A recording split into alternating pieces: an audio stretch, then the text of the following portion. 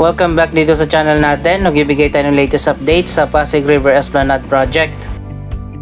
Ongoing pa rin na ginagawa sa ngayon ang Phase 2 ng Esplanade Project dito naman sa kabilang side sa may Intramuros.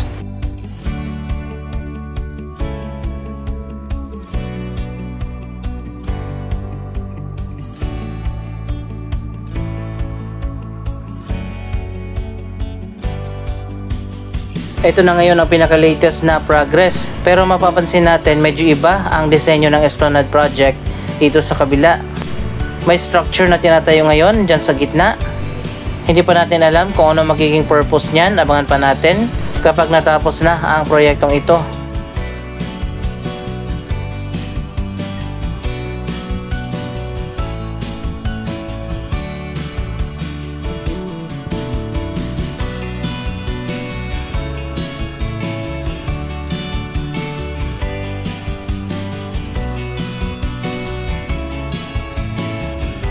Ang alam ko may plano na maglagay dito ng bagong Pasig River Ferry Station sa Intramuros. Dalawa yung nakaplano na bagong Pasig River Ferry Station. Isa dito sa Intramuros at yung isa naman ay tatayo doon sa Bridgetown sa may Pasig City.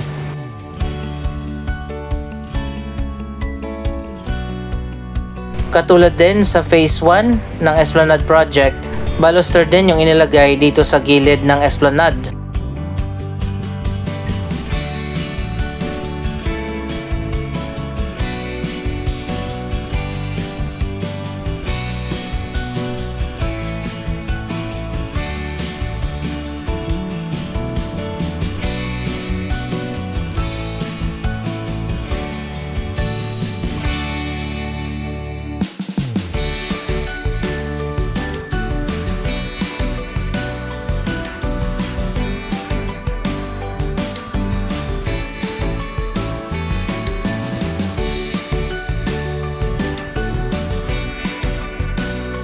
Ito naman ang elevated walkway na dumadaan dito sa ilalim ng Jones Bridge. Connected yan doon sa Phase 1 ng Esplanade Project sa likod ng Manila Central Post Office.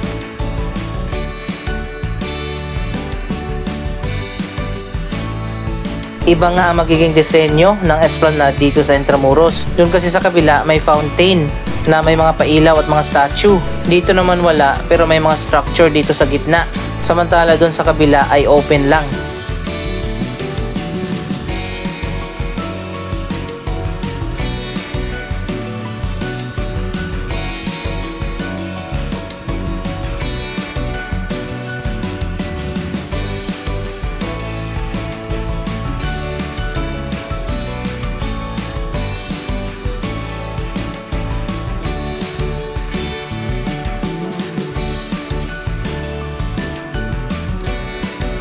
Tuloy-tuloy na nga ang progress ng Phase 2 ng Esplanade Project. Abangan pa natin kung ano magiging final design kapag natapos na ang proyektong yan.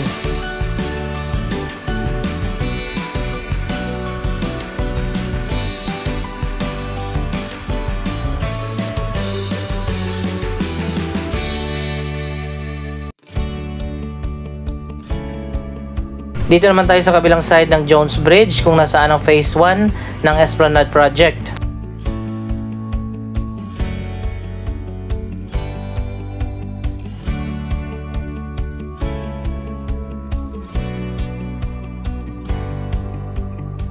Mas maganda na nga dito ngayong natapos na ang Phase 1, naging bagong pasyalan at tambayan na ang lugar na ito.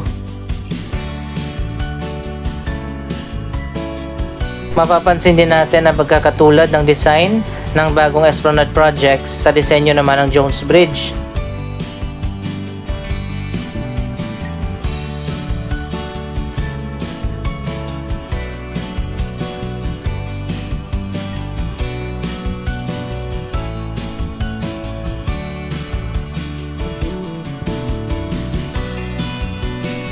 Pagbaba natin dito sa Jones Bridge, makikita natin itong mga statue. Siguro ito yung mga sobra na hindi na nailagay sa may fountain. O baka ilalagay din ito doon sa kabilang side kapag natapos na, abangan natin yan. Ito naman ang bagong CR, natapos na rin.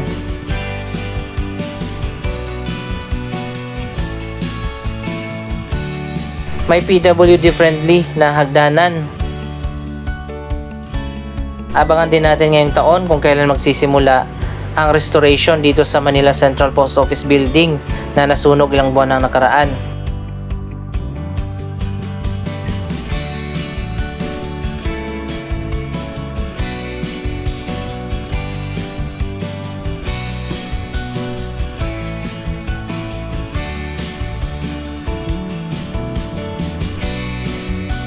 Doon sa kabila yung pinakaunang station ng Pasig River Ferry sa may eskolta.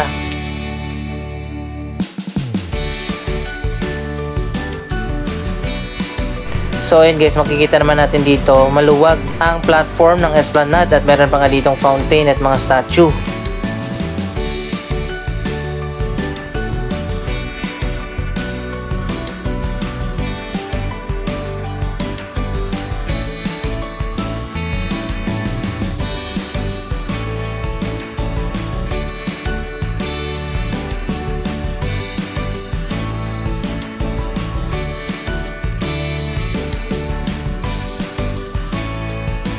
Tapos na rin yung ginawang mga hagdanan dito sa gilid ng Esplanade.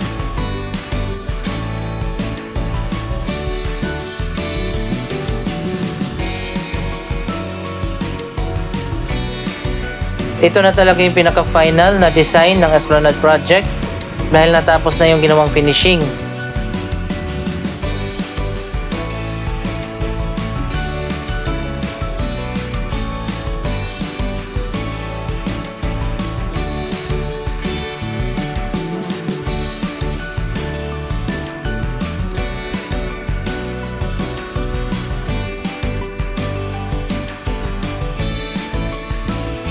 Meron pang isa pang hagdan dito sa harap ng Esplanade. Hindi pa natin alam kung ano magiging purpose ng mga hagdanan na ito.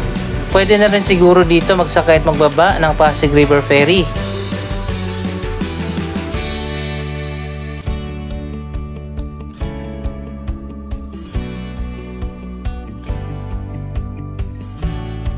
Sa ngayon makikita naman natin malinis ang Pasig River dito sa Manila area at wala tayong nakita ng mga basura. May araw talaga na maraming nagtatapon kaya maraming palutang-lutang na basura dito.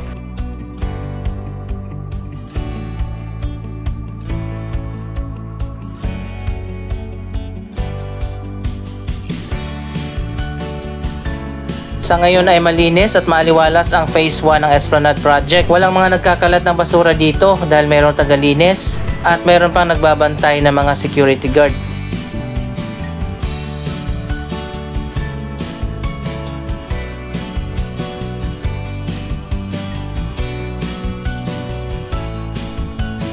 Lumago na pala yung mga halaman na itinanim dito.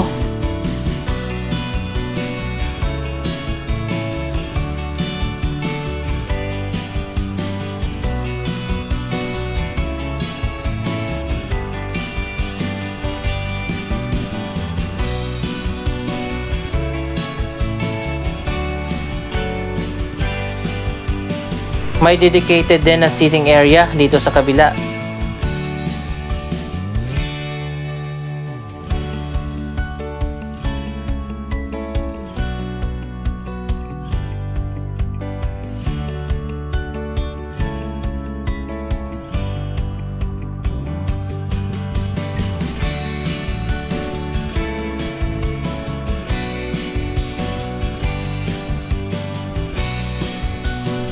Pwedeng-pwede naman talaga pagandahin ang Maynila, pati na ang Pasig River. Kailangan lang talaga na ma-maintain ang mga project na itatayo dito upang hindi mapabayaan at sirain ng mga kung sino lang.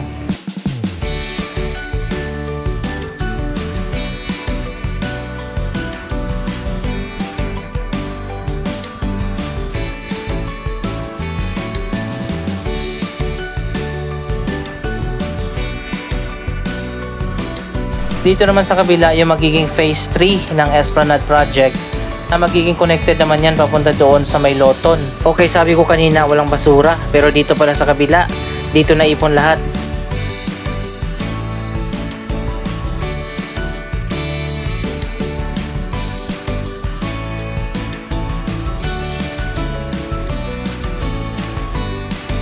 Abangan din natin kung magkakaroon din ba ng Esplanade sa may Loton.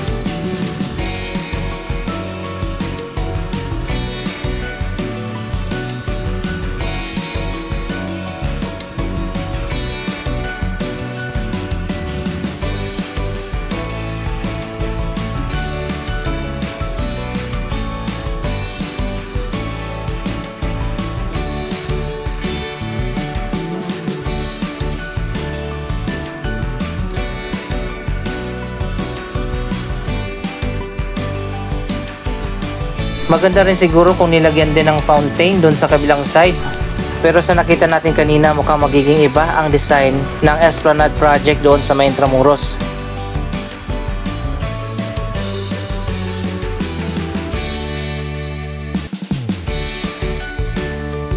Opinion ko lang, siguro dapat ipagbawal yung mga nagbibisikleta dito sa Esplanade. Dapat siguro for walking lang at sightseeing ang Esplanade Project. Anyway, opinion ko lang naman yun. Sa tingin nyo ba? Mas okay na payagan yung mga bike dito o pagbawalan?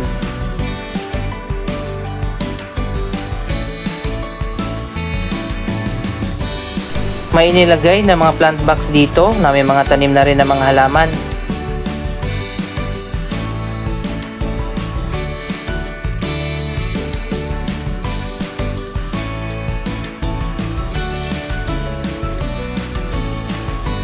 Sa bawat sulok din may designated na basurahan.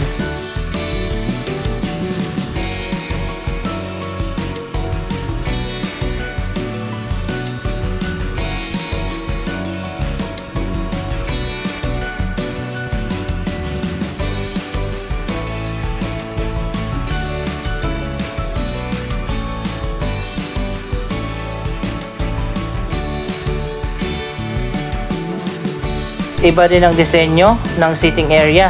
May nakalagay na harang dito sa gitna, hindi mo talaga pwedeng tulugan.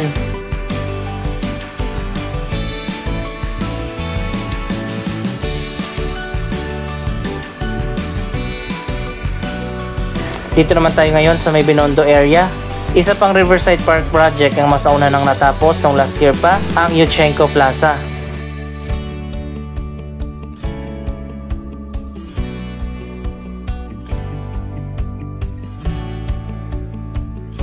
Dito yan sa may Escolta. Simple lang ang disenyo ng park na ito, pero napakaganda rin.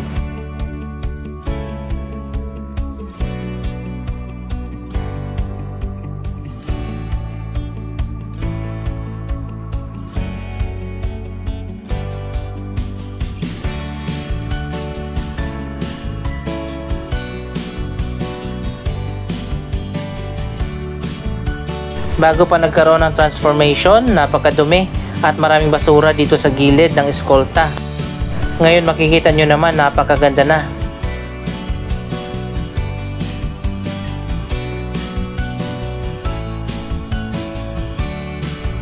Iba't iba mga native trees pala ang itinanim dito, pati na mga halaman.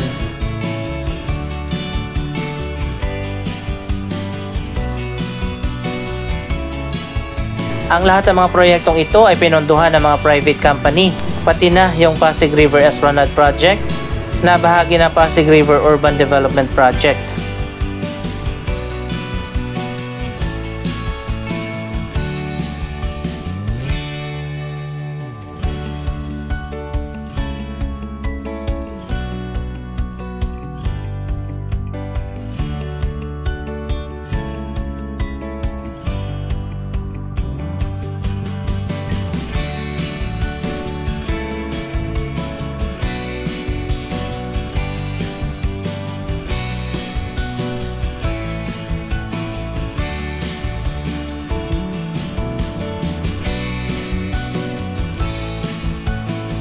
Dito sa bagong Yuchenko Park sa may Escolta, malinis din dahil merong maintenance workers dito at meron din mga gwardya.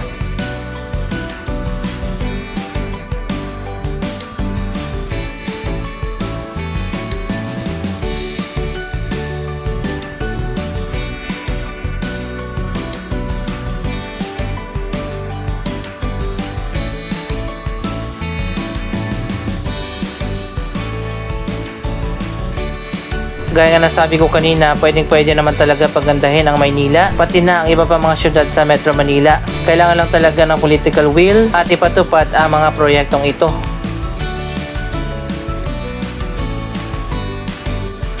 Abangan pa natin ang progress ng Pasig River Esplanade Project. Mag-comment lamang dyan sa baba ng inyong mga reaksyon. Maraming salamat sa inyong panonood. Don't forget to like, share, comment at subscribe. Thank you for watching.